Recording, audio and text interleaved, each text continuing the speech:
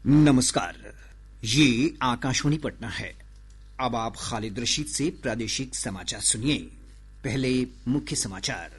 केंद्र सरकार ने जनगणना के पहले चरण के लिए अधिसूचना जारी की। 1 अप्रैल से 30 सितंबर तक घरों की गणना होगी। मुख्यमंत्री नीतीश कुमार ने कहा, 7 निश्चय 3 के तहत 19 जनवरी से प्रदेश के सभी सरकारी कार्यालयों में होगी जन सुनवाई। प्रदेश की सड़कों को आधुनिक बनाने के लिए होगा AI तकनीक का इस्तेमाल। और राजधानी पटना सहित प्रदेश के अधिकांश भागों में ठंड और कोहरे से जनजीवन प्रभावित। मौसम विभाग ने अगले 4 दिनों के दौरान कोल्ड डे का अलर्ट जारी किया। समाचार विस्तार से। केंद्र सरकार ने भारत की जनगणना 2027 के पहले चरण के लिए अधिसूचना जारी कर दी है। जनगणना का पहला चरण में 1 अप्रैल से 30 सितंबर के बीच राज्यों और केंद्र शासित प्रदेशों में 30 दिनों की अवधि में घरों की गिनती का काम किया जाएगा। गृह मंत्रालय से जारी अधिसूचना में कहा गया है कि प्रत्येक राज्य और केंद्र शासित प्रदेश में तय कार्यक्रमों के अनुसार घरों की गिनती शुरू होने से 15 दिन पहले स्वयं की गिनती की सुविधा उपलब्ध होगी। एक रिपोर्ट।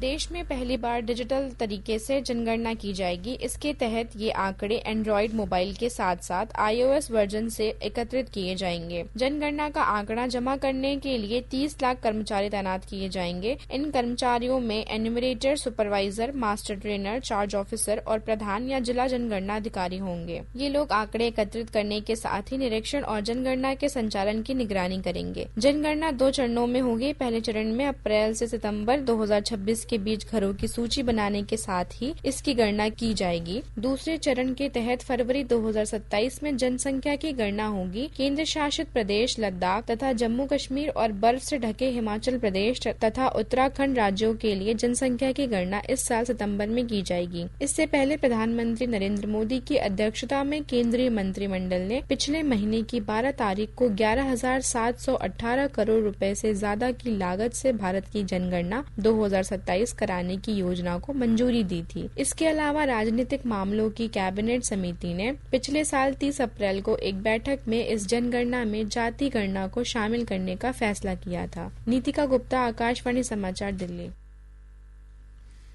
प्रधानमंत्री नरेंद्र मोदी ने कहा है कि भारत की रिफॉर्म एक्सप्रेस लगातार गति पकड़ रही है। श्री मोदी ने कहा कि चालू वित्त वर्ष में देश के सकल घरेलू उत्पाद GDP में 7.4% की वृद्धि का अनुमान है, जबकि पिछले वित्त वर्ष में यह 6.5% थी।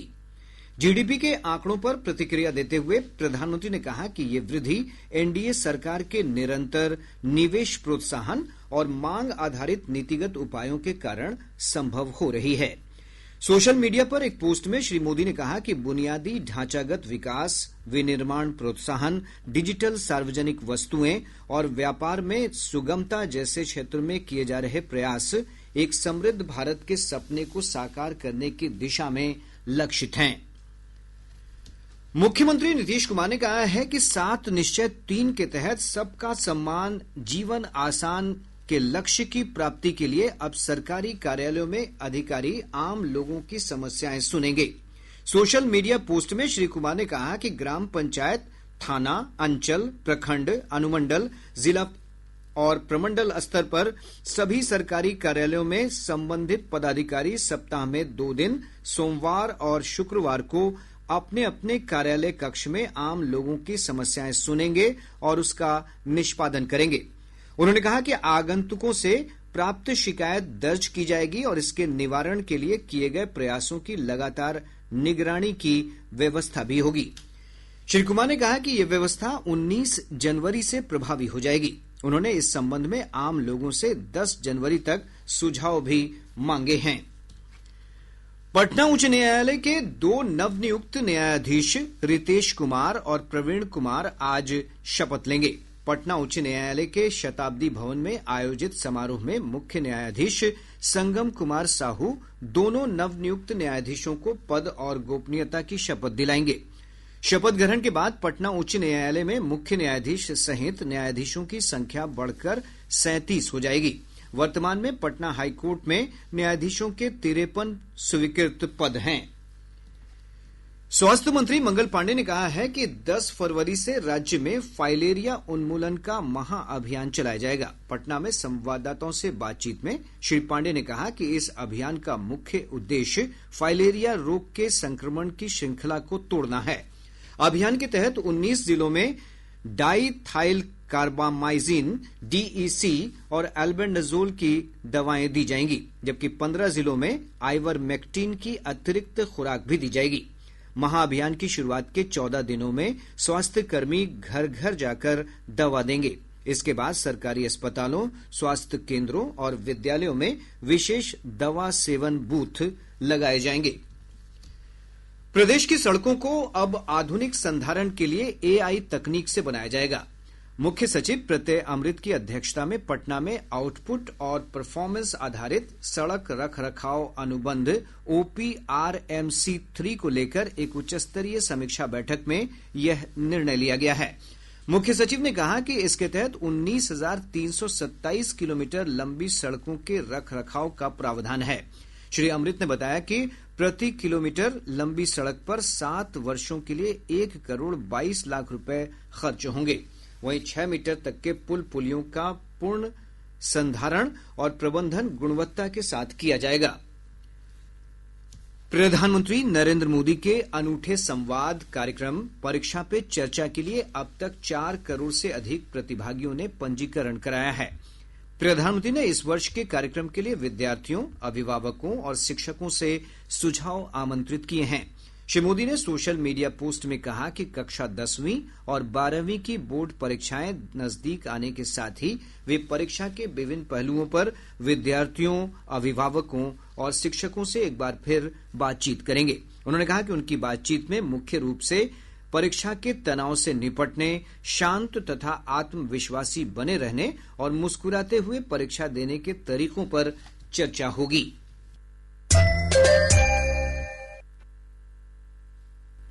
प्रादेशिक समाचार आप आकाशवाणी पटना से सुन रहे हैं। ताजा समाचारों के लिए आप हमारे एक्स हैंडल AIR_News पटना पर जा सकते हैं। राजधानी पटना सहित पूरा प्रदेश भीषण ठंड और घने कोहरे की चपेट में है। ठंडी हवा के कारण कनकनी बढ़ गई है और तापमान में लगातार गिरावट दर्ज की जा रही है। मौसम विभाग की रिपोर्ट के अनुसार प्रदेश के अधिकांश हिस्सों में तापमान गिरकर 9 डिग्री सेल्सियस के आसपास पहुंच गया है। मौसम पूर्वानुमान में कहा गया है कि अगले 4 दिनों के दौरान अधिकतम तथा न्यूनतम तापमान में और गिरावट हो सकती है। विभाग ने इसे लेकर राज्य के अधिकांश भाग में कोल्ड डे की चेतावनी जारी की है। 8 जनवरी 2026 राज्य के उत्तरी एवं दक्षिण पश्चिमी भागों के कुछ स्थानों में शीत दिवस जैसी स्थिति रहने की संभावना है। राज्य के उत्तरी भागों के कुछ स्थानों पर घना कोहरा छाए रहने की संभावना है। अगले 24 घंटों के दौरान राज्य के अधिकतम तापमान में 2 से 3 डिग्री सेल्सियस की गिरावट होने की संभावना है। अगले 4 दिनों के दौरान राज्य के न्यूनतम तापमान में 2 से 3 डिग्री सेल्सियस की गिरावट होने की संभावना है। इधर पिछले 24 घंटों के दौरान 4.4 डिग्री सेल्सियस न्यूनतम तापमान के साथ भागलपुर का सबौर राज्य का सबसे ठंडा स्थान रहा। वहीं शेखपुरा में 5.2 डिग्री, किशनगंज में 5.8 और पटना में 9.8 डिग्री सेल्सियस तापमान दर्ज किया गया है। इधर प्रदेश के विभिन्न स्थानों पर घने कोहरे के चलते दृश्यता कम होने के कारण सड़क, रेल और हवाई यातायात प्रभावित हुआ है। लंबी दूरी की कई रेलगाड़ियां अपने निर्धारित समय से काफी देर से चल रही हैं। फरक्का एक्सप्रेस, मगध एक्सप्रेस और ब्रह्मपुत्र मेल सहित कई लंबी दूरी की ट्रेनें अपने निर्धारित समय से 2 से 4 घंटे की देरी से अपने गंतव्य पर पहुंची। इधर पटना हवाई अड्डे से 9 उड़ानें रद्द रहीं, जबकि 22 उड़ानों को रीशेड्यूल किया गया। दरभंगा और पूर्णिया हवाई अड्डे से कई उड़ानों को रीशेड्यूल किया गया है। आपदा प्रबंधन मंत्री नारायण प्रसाद ने आपदा प्रभावितों को 24 घंटे के अंदर सरकारी योजनाओं का लाभ उपलब्ध कराने का अधिकारियों को निर्देश दिया है। पटना में विभागीय समीक्षा बैठक के दौरान उन्होंने अधिकारियों को संवेदनशीलता और सजगता के साथ आपदा प्रबंधन कार्य निष्पादित करने को कहा। उन्होंने कहा कि अग्निकांड पीड़ितों को 10 से 20 दिनों के अंदर राहत राशि का भुगतान सुनिश्चित होना चाहिए।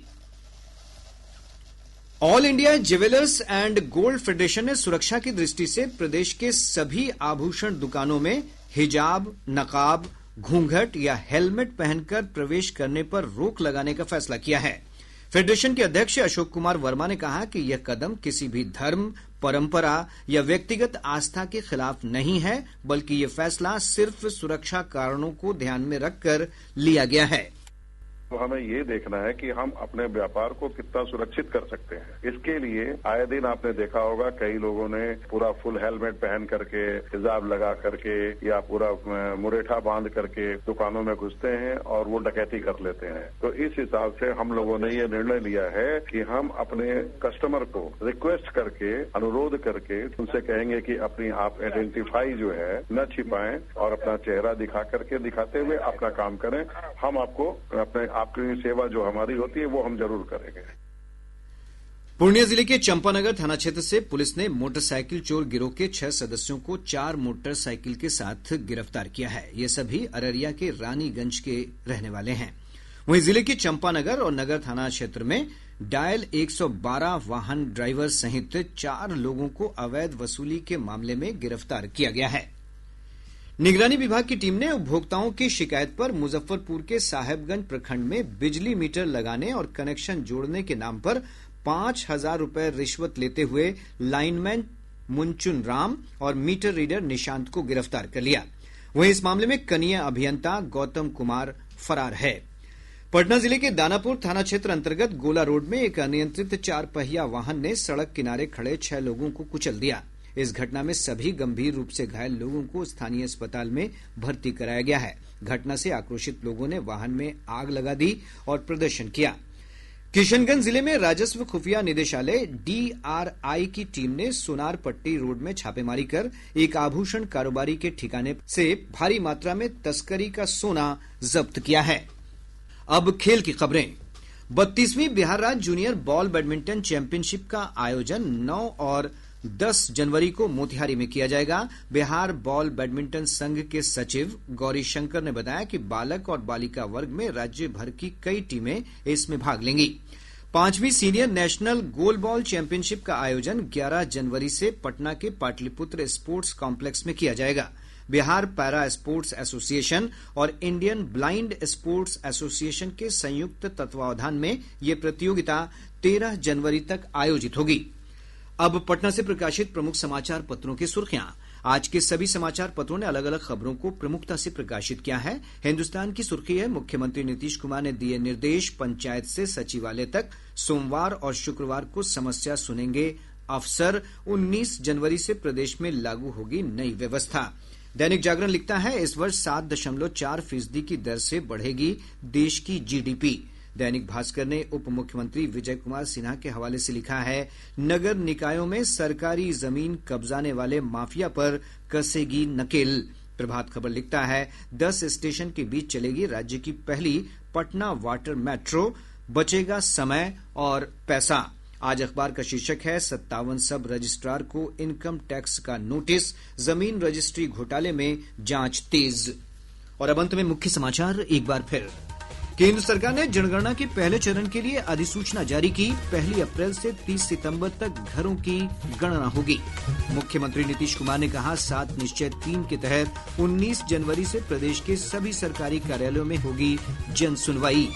प्रदेश की सड़कों को आधुनिक बनाने के लिए होगा AI तकनीक का इस्तेमाल। और राजधानी पटना सहित प्रदेश के अधिकांश भागों में ठंड और कोहरे से जनजीवन प्रभावित। मौसम विभाग ने अगले 4 दिनों के दौरान कोल्ड डे का अलर्ट जारी किया। इसके साथ ही आकाशवाणी पटना से प्रसारित प्रादेशिक समाचार का ये अंक समाप्त हुआ। आकाशवाणी पटना से अगला समाचार बुलेटिन दोपहर 2 बजे प्रसारित किया जाएगा। नमस्कार।